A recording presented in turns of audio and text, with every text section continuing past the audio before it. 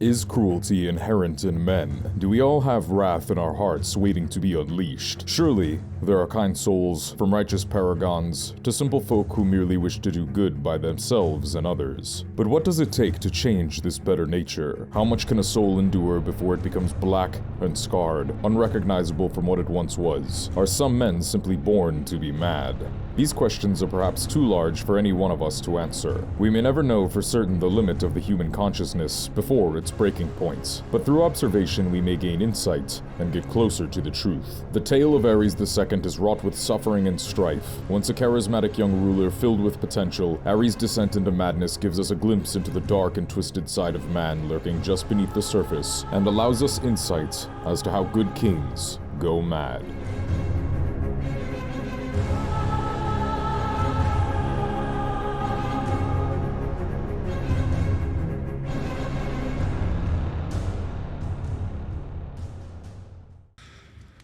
Burn them all, he said. Burn them in their homes, burn them in their beds. Aerys was born to his parents Jaehaerys II and Sharia Targaryen in 244 AC in the Red Keep. While his father had been a cunning, yet sickly and frail man, Aerys was robust and strong, even going on to fight for his father in the War of the Nine Penny Kings and receiving a knighthood at 16, and was eventually married to his sister, Rhaelia, despite the two having no affection for one another. This match was made for several reasons. Firstly, it was to keep in line with the Targaryen tradition of intermarrying to, quote, keep the bloodline pure. However, their father Jaehaerys was also convinced by the prophecy given by the ghost of High Heart, an old, stooped crone no taller than 3 feet. The small albino woman would convince King Jaehaerys that the prince that was promised, the prophesied savior that would deliver the kingdom from a great coming evil, would be born from Aerys and Rhaelia's line. Assured of this fate, Jaehaerys forced his children to marry. The marriage was a deeply unhappy one. The two despised each other bitterly and would never love each other, with Aerys going on to take several mistresses over the years. Despite this, to Aerys' delight, Rhaelia became pregnant and gave birth to their son Rhaegar in 259 AC. This took place in the tragic burning of Summerhall. Born from fire and flames, this would prove to be a grim foreshadowing of the dark times ahead as Aerys ascended the throne following his father's swift passing from illness only 3 years later. As the saying goes, every time a Targaryen is born, the gods flip a coin. They must have dropped the one for King Aerys, for at first, he seemed to have dodged the family madness. But as he grew older, he began to see conspirators everywhere, and where there were none, he worked to create them. Jaime Lannister. Aerys began his rule with tremendous potential. He saw the current political landscape as being filled with old men, entrenched in antiquated views of ruling. To counter this, Aerys brought about many sweeping changes, substituting many members at court with more youthful and energetic leaders, most notably of whom was his childhood friend Tywin Lannister. Aerys saw Tywin's brutal efficiency with which he attacked problems, exemplified by his swift endings to the Rain and Tarbeck rebellions in his home of the Westerlands. He dubbed Tywin as his king's hand, making what appeared to be an almost perfect pairing. Aerys being a charming, yet narcissistic ruler, balanced with the cold, calculating nature of Lord Tywin. With this pairing, the realm prospered, for a time at least. The first 10 years of his reign were fruitful and rich with peace. Aerys was perhaps the most ambitious king to ever sit the throne, yet he executed on few of his grand plans, lacking the patience to bring them into fruition. His lofty goals ranged from building a second wall 100 miles north of the original, and to rebuild King's Landing completely anew, carved out of marble. In this way, Tywin's role as hand was imperative to the success of the kingdom, balancing the king's wanton ambitions with more measured objectives. While Aerys' lickspittles whispered that he would become known as Aerys the Wise, or Aerys the Great, Tywin was hard at work implementing more practical changes. Tywin repaid the crown's debt to the Iron Bank with gold from House Lannister. He appeased the High Lords by repealing all the laws, rights, and protections that were granted to the smallfolk by King Aegon V, and instituted numerous changes to increase trade throughout the kingdom. While he garnered no affection from the masses with these policies, Tywin proved a shrewd administrator and left Aerys to garner the love of the smallfolk. While this pair brought much prosperity, their relationship would fray as rumor held it was Tywin, not Aerys, who truly ruled the realm. This relationship was further complicated by a situation involving Tywin's wife, Lady Joanna. It was rumored that she briefly reigned as Aerys' paramour when he first sat the throne. Regardless of the truth in this, The following year, she was betrothed to Tywin. At the celebration feast, Aerys joked that it was a great pity that the Lord's right of the first night had been abolished, and he took certain liberties during the bedding ceremony, actions which Tywin would neither forget nor forgive. Aerys was known to keep many mistresses, and whilst his wife Rhaelia turned a blind eye to her husband's infidelities, she objected heavily against, quote, turning my ladies into concubines. In 263 AC, Joanna Lannister was dismissed by Rhaelia, shortly after having married Tywin. Whilst no official reason was given for Joanna's abrupt dismissal, she was not the first of Rhaelia's ladies to be dismissed in this fashion, nor was she the last. The royal marriage was further strained by their difficulties with childbirth. Rhaelia had several miscarriages, resulting in 5 failed births. While Aerys initially showed compassion, comforting his wife in her grief, as the failures repeated, slowly we would see the first true signs of his instability. He grew suspicious, convinced that none of the children had been his, as the gods would not allow illegitimate children to sit the Iron Throne. He confined his wife to Maegor's Holdfast, and ordered that 2 septas would sleep in her bed from that moment forth to ensure she would remain faithful. Aerys' paranoia extended to more than his wife, as his relationship with what was previously his most trusted advisor was degrading as well. Where previously Aerys had heeded Tywin's counsel, he now often disagreed with his hand, and did the opposite of what Tywin suggested instead. Little concerned with any public backlash, as he would simply blame Tywin for any ill outcome. In one instance, Aerys raised port fees claiming it was his hand's decision, and subsequently lowered them thereafter, garnering support for himself, and plenty of ill will for Tywin. By now, Aerys had become well aware of the tales being told in his kingdoms, that it was Lord Tywin who truly ruled the 7 kingdoms, and that Aerys himself was merely but a hollow figurehead. Enraged by these statements, when Lord Tywin's captain of the guard, Sir Ilyn Payne, had been overheard repeating this sentiment, Aerys had the man's tongue removed with hot pincers. This set Aerys on a vendetta quest to humble his, quote, overmighty servant. In 272 AC, to celebrate Aerys' 10th anniversary of kingship, Tywin hosted a grand tourney in the capital. Lady Joanna Lannister returned to the court for this event, bringing with her 6-year-old twins, Cersei and Jaime. Drunkenly, Aerys asked Joanna if nursing her children had ruined her breasts, to the great amusement of Tywin's rivals. Lord Tywin attempted to resign the next morning, but Aerys refused to accept. Tywin was forced to remain and endure ever-increasing slights, the worst of which being when Joanna Lannister died in childbirth the following year. The king remarked that Joanna had died, and Tywin had received his dwarf son in her stead from the gods, to, quote, teach him some humility at last. From that moment on, any remaining affection between the old childhood friends were gone. Yet still, Lord Tywin continued to serve the realm as Hand of the King, whilst King Aerys grew increasingly violent, suspicious, and erratic.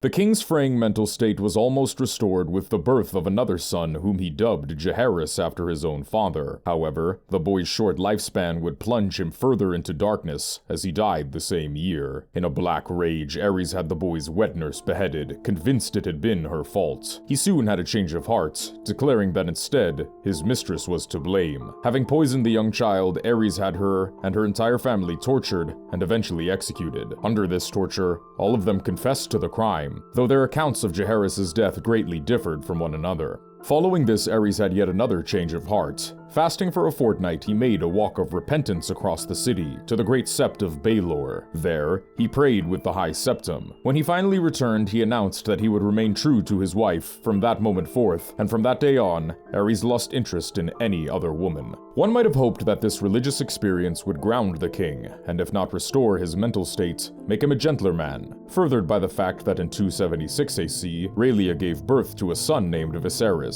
However, Aerys was terrified for the boy's safety. Kingsguard knights were ordered to stand over the boy day and night, allowing not even Queen Rhaelia to be alone with her child. Gifts that came from all over the realm for the new prince were piled up in the yard and burned on Aerys' orders, as the king feared they might be cursed with some malign magic. When Rhaelia's milk dried up, Aerys made his own food taster suckle on the nipples of the wet nurse to ensure there was no poison on them. While Viserys was healthy and prospered, this did nothing to curb the grips of madness, suspicion, jealousy, and violent paranoia that held fast to the king. Later that year, Lord Tywin Lannister staged a tournament in honor of Viserys' birth at Lannisport, most likely as a gesture for the reconciliation between himself and the king. At the tourney, Tywin proposed a marriage between his daughter Cersei and Prince Rhaegar. However, the king brashly rejected the offer, stating that Tywin was a mere servant to the crown, and no servant's daughter was fit to marry a prince of royal blood. At this point, Aerys could be considered many things: cruel, unwise, rash, and paranoid, but it could at least be said that to some degree, he still possessed his faculties, if wrought with other faults. However, this was all to change as he would be plunged into the most diabolical straits of derangement and lunacy, never to return, following the Defiance of Duskendale.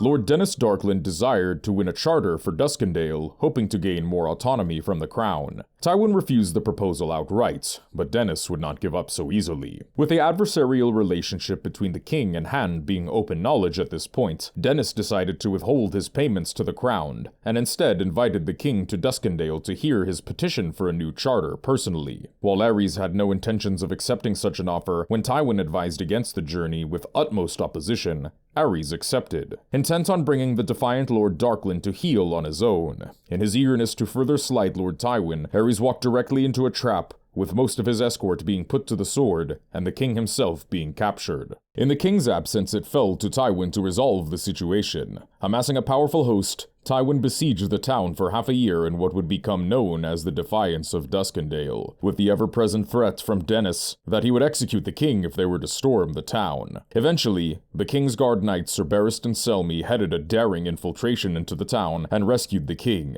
Lord Dennis surrendered and begged for mercy, but the king ordered House Darkland utterly destroyed, beheading each member of the Darkland line and burning Dennis's wife alive after a vicious mutilation. This execution extended to House Darkland's allies as well, House Hollard. Following this, Aerys' mental state was tarnished beyond repair. His suspicion morphed into delusions, seeing treachery and plots against him everywhere. He refused to leave the Red Keep for the next 4 years in fear of this. What trust Aerys had for Tywin was now gone, along with his wife and son. He even believed that his son Rhaegar had conspired with Tywin to have him killed by storming Duskendale, so the prince would ascend the Iron Throne sooner and be allowed to marry Cersei. To prevent such conspiracies between Rhaegar and Tywin, Aerys summoned his old childhood friend Lord Steffan Baratheon to court, making him a member of the small council. Aerys publicly announced he would have Steffan venture to Volantis to find a bride for Rhaegar of, quote, proud Valyrian blood. The fact that Aerys entrusted this task to Steffan instead of Tywin or Rhaegar caused many to mutter that Aerys intended to make Steffan his new Hand of the King, and that Aerys planned to have Lord Tywin arrested and executed for high treason. Fate would have other plans. Steffan's ship was sunk off the coast of Storm's End. Aerys was taken with the notion that Tywin had somehow assassinated Lord Baratheon. He even stated to Pycelle that he could not dismiss Tywin as Hand, as Tywin would have him killed then as well. In the final years of his reign when Tywin was still Hand, Aerys never met with Lord Tywin unless all 7 of the Kingsguard knights were present. His paranoia and hysterical madness ever deepening, Aerys heard word of the talents of a certain eunuch from across the sea named Varys. He was brought to court and appointed as Aerys' Master of Whispers. The king reasoned that only a foreigner with no competing loyalties in Westeros could be trusted to alert him of potential threats. The Spider, as Varys became known to the small folk, used the crown's gold to form a vast web of informers. Aerys also settled the issue of his son's marriage, betrothing Rhaegar to Elia Martell of Dorne. A curious choice, as it seems Aerys had a distaste for people from the southern country Elia hailed from, as when he was presented with his grandchild, Princess Rhaenys, he refused to touch her as, quote, she smelled Dornish. Following in his line of questionable decisions, Aerys appointed Tywin's son, Jaime, as a member of his Kingsguard. Normally a place of high honor, this was more an act of punishment. As Kingsguard knights may not marry, he robbed Tywin of his preferred heir and held Jaime as more of a hostage than a guard. While Tywin thanked him openly, he was deeply scorned by the insult and pled illness so he may return to his seat at Casterly Rock and resign as King's Hand. Throughout his self-imposed isolation in the Red Keep, Aerys became obsessed with fire, opting to eliminate his alleged traitors by the torch rather than the sword. This worsened to the point where watching a man's death in flames was the only thing that would arouse the king, and he would follow such executions by brutally abusing his wife in his chambers. Many of Aerys' supporters looked the other way when presented with these unpleasant realities, as they were showered with gifts and power, but not Rhaegar. With Tywin gone, Aerys now focused his paranoia on his child, feeling as though Rhaegar was plotting to overthrow him. It fell to Grandmaster Pycelle the unenviable task of trying to keep peace between those who supported Rhaegar and those who supported Aerys. Pycelle even sent a letter to the Citadel saying that the tension at court had become so severe they strongly resembled those before the Dance of the Dragons. Around this time, a great tourney at Harrenhal was proposed, one so grand and splendid it would surpass any other held before. Eventually, Aerys consented, hoping such an event would win back the support of the common folk. However, his ghastly appearance only further deepened the horror the populace held for their lord. His fear of poisoners caused him to starve himself, and his body had become gaunt and wraith-like. His terror of blades left his hair and beard unkempt, and his nails had grown well over 9 inches long, yellow, and curled. In addition, Aerys' erratic behavior was on full display, switching from hysterical laughter to tears and every emotion in between on a moment's notice. Prince Rhaegar went on to win the tournament, and shocked the realm by crowning Lyanna Stark, rather than his wife, Elia, as his Queen of Love and Beauty. The next year, in 282 AC, sometime after the birth of Rhaegar's son, Prince Aegon, Rhaegar disappeared with Lyanna, apparently having kidnapped her. Her eldest brother Brandon rode to King's Landing with several friends when word of his sister's disappearance reached him. Upon arriving at the Red Keep,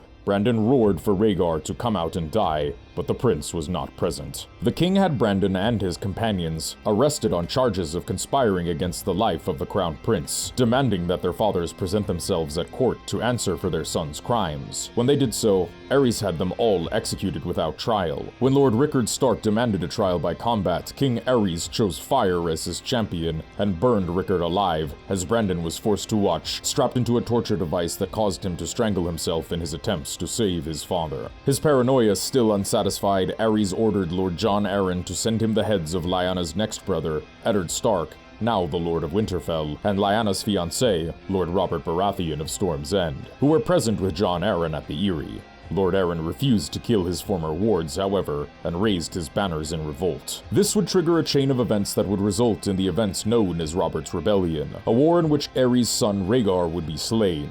Upon hearing this, and understanding the war had been lost, rather than lose his capital city to an usurper, Aerys demanded it be burned to the ground with all the citizens inside. Jaime Lannister, being wary to this plot, decided to slay the king instead of following the orders he had been given to kill his own father and put the city to the torch. And so would end the reign of Mad King Aerys. We may take a moment to consider what could drive a man to such lengths of depravity. Yes, it could be said that Aerys had predispositions to being suspicious and mistrustful, perhaps delusional in some ways, with his fanciful ideas of changes he would implement to his kingdoms. However, it would seem to me that Aerys' madness was not preordained by his birth, but rather onset by the experiences he had in his life. Perhaps if Aerys' rule had been without such strife, if his children had survived, and he had not been captured, he would simply end up a mistrustful old man rather than wrought with insanity. Given his long tenure as a man with his wits at least mostly about him, it seems he had potential to have a rather unremarkable and peaceful rule. But these hardships and intense moments of strife and trauma proved too much for him to bear and shattered his sanity. It could, however, be equally likely that Aerys' madness was merely hiding, waiting to grip his mind, a contagion needing time to spread and could evolve regardless of his circumstances. This could be especially likely given the Targaryen lineage's propensity to madness, and could be further intensified by their obsession with inbreeding. The reality of this situation is impossible to say for certain, but be sure to let me know what you believe the truth to be. Tywin certainly had a large role in this tale, and if you wish to hear how he himself went down his own path to cruelty, click the link on screen.